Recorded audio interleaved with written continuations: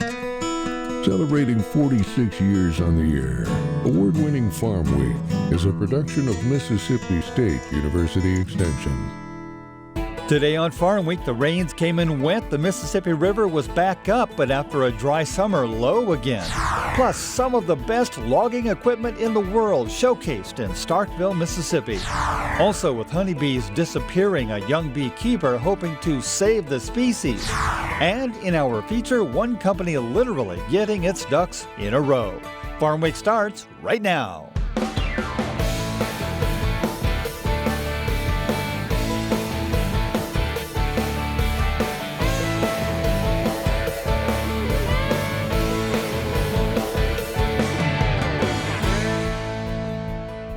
Hello everyone, I'm Zach Ashmore. And I'm Mike Russell. Thanks for joining us again here on Farm Week. Months ago, we reported on drought causing the Mississippi River to run low. Thanks to weather, that was resolved for a time. Now reduced flows into the river again, forcing changes in the way goods are shipped. David Miller has more. A dry year in the Mississippi River Basin has resulted in a dramatically reduced water flow along nearly the entire navigable portion of the river. The challenge that we have here, as well as everywhere else in the country, is the answer is rain, and we don't see rain in the Mississippi Valley. And so we're going to continue to face these challenges. We're going to have to continue to be proactive and work with our locals and our state governments. But until we get rain, we're going to be faced with these kind of situations. The low river levels have created a repeat of 2022 with barges and tows parked along the riverbank. The slower flow pushed barge rates sharply higher in late August, and those rates have now doubled. Last year's trend of barges being loaded at lower weights has returned. Transport companies have announced restrictions on the volume of freight due to the shallow draft conditions in the main channel.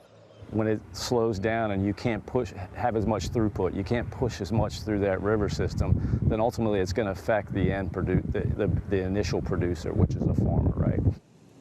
Winter snows and spring rains helped recharge the watershed, albeit temporarily. However, a dry summer has greatly reduced the overall flow.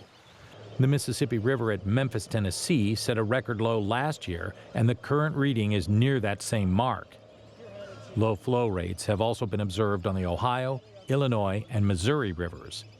The current levels hit about a month earlier than they did in 2022. What started as an issue upstream has led to challenges downstream. Here in New Orleans, where fresh and saltwater meet, a new issue has arisen. Our challenge is we don't have enough force in the river, and that allows saltwater to move from the Gulf of Mexico upriver. When unimpeded, it can move as far as New Orleans and Baton Rouge. Rain did fall in isolated areas of the Corn Belt this week, but only delayed the harvest a day or two. The level of severity in this week's drought monitor increased by almost 4 points to 55.67, the highest level of severity since mid-June. Forestry is Mississippi's #3 commodity at more than $1 billion. But that kind of revenue wouldn't be possible without modern computerized equipment, featured recently at the Mid-South Forestry Equipment Show in Starkville. Farm Week's Jonah Holland has more. Equipment like this doesn't come cheap, but it's absolutely necessary for these folks. The Mid-South Forestry Equipment Show is celebrating its 35th anniversary, and participants gather from all around the country every other year. And the goal is to get everybody interested in forestry, really. And obviously, you know, it's a chance for the loggers to come out and see new equipment and everything like that. Well, we say it's a biannual show, and that is because it takes 2 years to put this on every year. It is a huge effort to get all this together. As far as safety aspects, we have safety coordinators working out here at the event just to ensure that everyone has a wonderful and safe time out here. And our vendors, you're going to see some vendors who have 95 people here with them on their site alone. So they are really invested in this. It's important to them. The main attractions of the show are the live forestry demonstrations. Just about any piece of gear you can imagine is on display and in use. That's where you're going to see how all this works, and why we put this together is the actual harvesting of trees in an environmentally responsible manner, but efficiently as well, because these are huge investments for the logging force. And it's the only way that we can make wood as valuable a commodity as it is. We bring in vendors from all over the United States and Canada. We probably have about 75 vendors here this year, showcasing the latest equipment, anything from the actual logging equipment to the parts that make all those logging equipment work. Tires, I've never seen so many tires as what we have out here. You don't have to be a forestry expert to enjoy the show. Participants are welcome from any industry or walk of life and are sure to leave inspired. Some of them perhaps enough to actually get into the industry. We have foresters, we have loggers, we have equipment representatives, we have state legislative representatives, we have everybody. We want everybody at this show. We're going to have 600 or so students, junior high, high school, and community college, and that's who we're trying to reach because we want them to come into this great industry, and we want them to be impressed.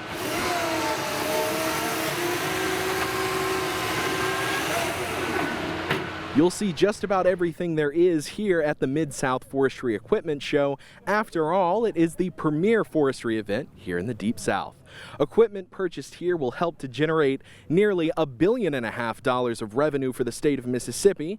It's almost like money grows on trees. Reporting for Farm Week just south of Starkville, I'm Jonah Holland. Honeybees seem to be disappearing from our landscapes and farms, and now beekeeping has perhaps never been more vital to the ag world. A young 4-H'er in Tennessee is a national award winner for beekeeping. Charles Denny tells us about her enthusiasm for saving the species. After school, most teens hang out, maybe focused on their phones or playing video games. But 15-year-old Paige Costello spends her afternoon arm deep in honeybees. The 4-H'er first started working with bees with her dad at the age of 3, and Paige now helps keep multiple hives on the family's place in Hollow Rock, Camp Costello Farms. We obviously try to keep the hives healthy and intact. We check for varroa mites and put in strips, tests. We look and make sure the queen is healthy along with the workers. Pretty much keep the hive safe. Bees are disappearing around the globe, and if we lose pollinators, our food supply is under threat. Paige believes that by raising bees, her family is helping to save the species. Well, it's important for beekeeping because Tennessee is a large agriculture land, and all the farmers need pollinators, natural pollinating, honey. Paige is a national award winner, honored for an essay she wrote called "Why is Beeswax Important?" In the article, she shares her secrets for making homemade beeswax crayons. Beeswax is useful to humans and for the bees as well, and beekeepers provide the species the chance to build wax reserves. The wax is the mold of the hive, the base of the hive, where the bees can store brood, which is baby bees, and grow into new bees. They can use it to store pollen and nectar, that which they can make bee bread or honey. That's the product Camp Costello Farms makes, delicious honey. Beekeeping is a relatively new focus for Tennessee 4-H, part of an emphasis on learning the science behind helping our environment. Without bees, we wouldn't be able to feed our families and things like that, and so we need those pollinators and we need to understand that, and I think having young people understand that is very important for our community. Meantime, Paige's community is buzzing all around her. Much more than a hobby, she's a valuable contributor on the family farm, caring for a critical species and protecting nature. This is Charles Denny reporting. Paige's award-winning essay was published in the magazine of the American Beekeeping Federation. And by the way, thanks to Charles Denny, our new reporter from the University of Tennessee Institute of Agriculture, for that report. On the lighter side, do you like the blues? No, we're not talking about the kind of music I've been wailing away on this thing for years in my spare time. We're talking about a kind of blue suede flower that rocks out and can take the heat. Here's Eddie Smith.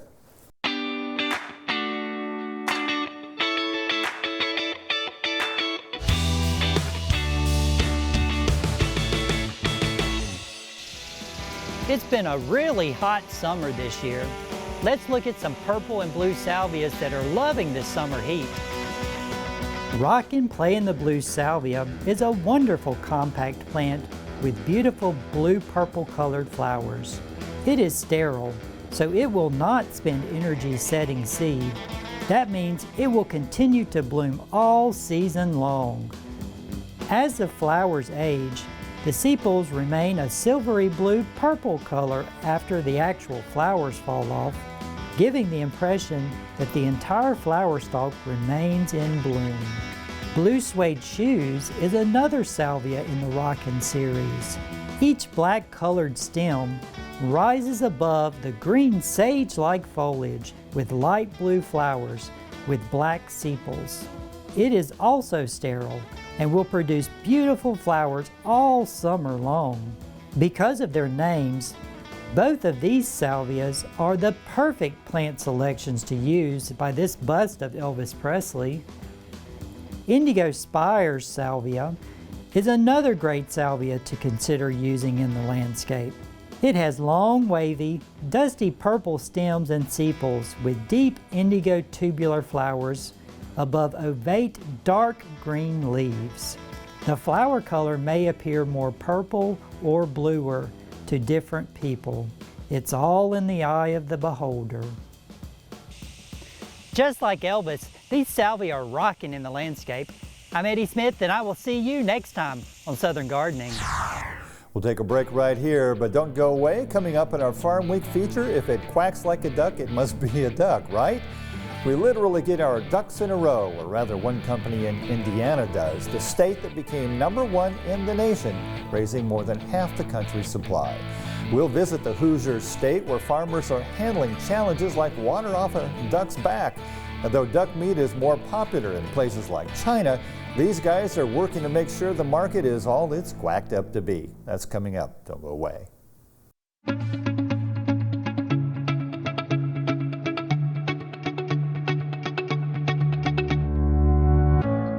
I believe in people and their hopes, their aspirations and their faith, and their right to make their own plans and arrive at their own decisions, and their ability and power to enlarge their lives and plan for the happiness of those they love.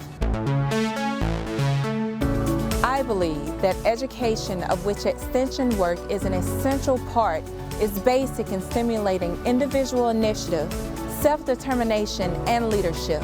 That these are the keys to democracy, and that people, when given facts they understand, will act not only in their self-interest, but also in the interest of society.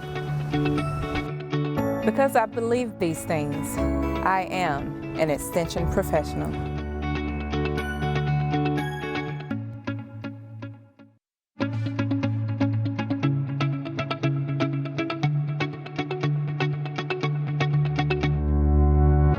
I believe in people and their hopes, their aspirations, and their faith. I believe in intellectual freedom to search for and present the truth without bias and with courteous tolerance toward the views of others. I believe that education is a lifelong process, and the greatest university is the home. That my success as a teacher is proportional to those qualities of mind and spirit that give me welcome entrance to the homes of the families I serve.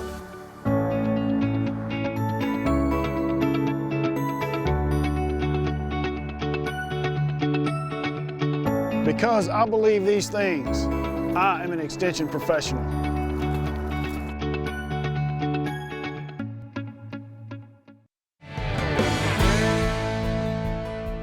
Time for the market report. Looks like we're back on the downswing again. That we are, Mike. Prices down all around, and we'll get into it. But first, the numbers.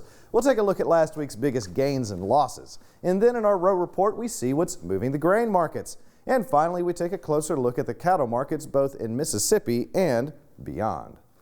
So, the market closed last week going down. Both row crops and livestock hit. Let's take a look.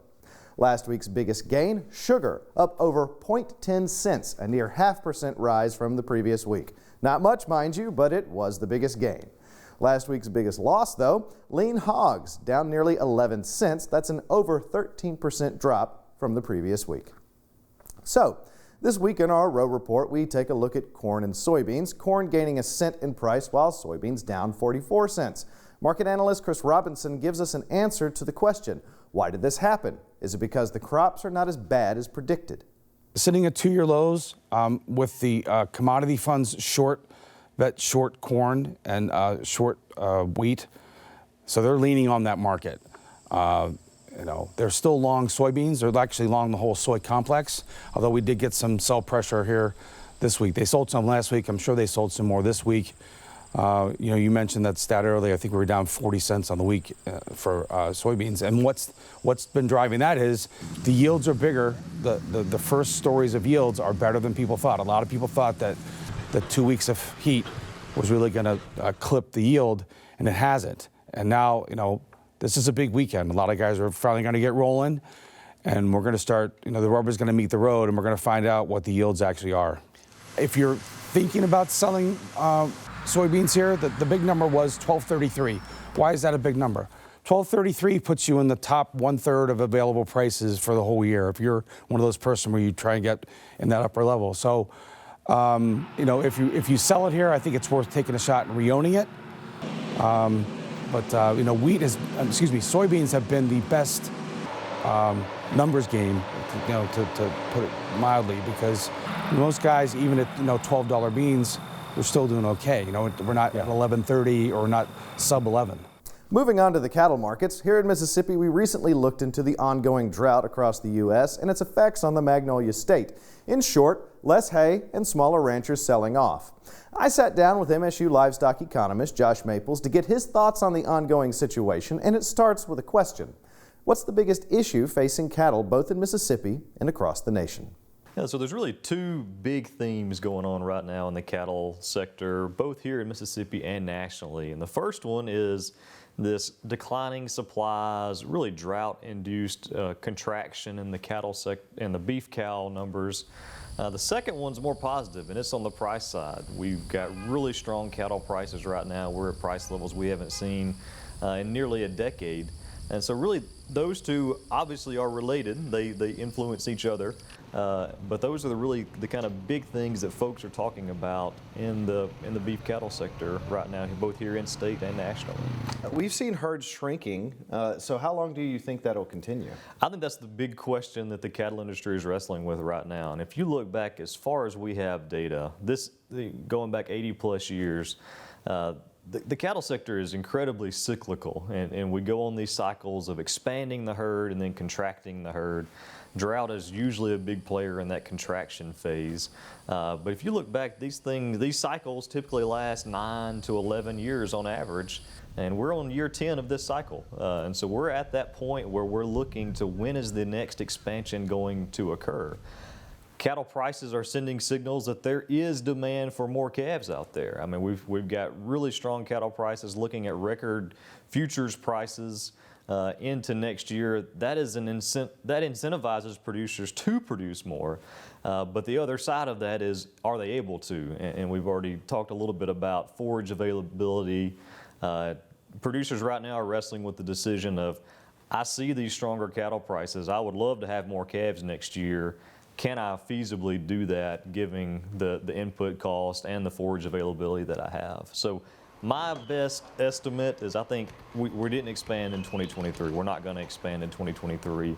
I do think as we get into 2024, we'll start to see some more expansion occurring, driven by those much stronger cattle prices. So with the dwindling supplies of cattle and calves, yet the demand for beef still being strong, how has this affected the relationship between producers and the packers? Yeah, so we've definitely seen a shift this year, especially in terms of returns, profitability, back towards the cattle producer. That has not been the case for the past few years, especially during the pandemic, where returns at the packing stage were really large, cow-calf producers were really small. That is changing. It's changed this year. Where we're looking at this year and next year being the strongest profitability years for cow-calf producers that we've seen since that 2014-2015 period. So we've seen the industry shift a little bit to where the returns are going back towards the cattle producers. And that's it for a deeper look into the markets. Harvest is upon us, and it looks like we're getting to get pretty good yields this year despite the ongoing drought and its fallout on both row crops and livestock. Mike? Thanks, Zach. Time now for that story that, frankly, we may have had a little too much fun promoting the last couple of weeks. After all, those trying to make a profit operating in niche markets have had mixed results. But as Colleen Krantz reports in our feature story, a company in Indiana isn't exactly a sitting duck. Donald Wenzel, a feed mill owner who had worked as a trader at the Chicago Board of Trade, decided in the 1950s that the modest U.S. duck meat industry, then largely centered on New York's Long Island, was based in the wrong place. He thought it would make more sense to raise the birds on less expensive real estate in a place where the corn and soybeans used in the birds' feed was grown. So in 1958, Wenzel started Maple Leaf Farms. The first year that they were in operation, they raised probably a couple 100,000 head of ducks. Today we raise around 10 million ducks. We distribute those ducks in all 50 states and about 40 different countries around the world. Now based in Leesburg, Indiana, Maple Leaf, along with Culver Duck, a nearby competitor with company roots on Long Island, have helped push Indiana to the #1 spot in the nation when it comes to raising duck, selling 14.5 million a year as of 2017, almost 60% of the nation's total. Scott Tucker, grandson of Maple Leaf Farms founder Donald Wenzel, who died in 1968, says about 15% of the company's duck meat is exported to other countries whose citizens are bigger consumers of duck. But the company also sells eggs and ducks to hatcheries elsewhere in the world. Americans eat only an average of 1/3 of a pound of duck meat a year, whereas China's citizens eat an average of more than 8 pounds. The U.S. is ranked number 11th on the global scene as far as producers. The top duck producers in the world are China, the European Union, Myanmar, Vietnam, South Korea, and Taiwan. But despite being 11th as far as production, we are the 6th largest exporter of duck meat. Tucker says the U.S. public's misconception that farm-raised duck may taste gamey like wild duck has been a barrier to additional growth in the U.S. We use solely the white Pekin breed of duck. That's probably 90% of the ducks that are bred in the world. As we've developed our breeds, we've helped make the product leaner, and the feeding rations that we give the duck, really give it a very almost sweet flavor to it. Very different, and it's unique, say, relative to, chicken. It's just something that, we watch very carefully because we think that's one of, our competitive advantages. Tucker's father, Terry, the company's CEO for 47 years, decided in the 1970s that Maple Leaf could overcome Americans' uncertainty about how to cook duck by offering some product pre-roasted. The half-roast duck, which can be reheated in an oven, has since become a big seller, representing about 30% of meat sales. We were the pioneers of taking and cooking duck in order to provide it for people in a more convenient way. This was my father's innovation, and he was, I think, way ahead of his time when he did this. He built an entire facility back in 1975 to begin cooking ducks. Still, it's the restaurant industry that continues to purchase the majority, about 60%, of Maple Leaf's duck meat. As with many other industries, this meant the temporary COVID-related shutdown of so many restaurants in 2020 and 21 threw off normal operations at Maple Leaf. We needed to go into a major shift in terms of how we were producing, trying to shift more of those products into the retail trade. So we not only had to shift what it was going into, shift the packaging, develop new packaging, develop new products. Tucker believes labor will continue to be one of their biggest challenges going forward.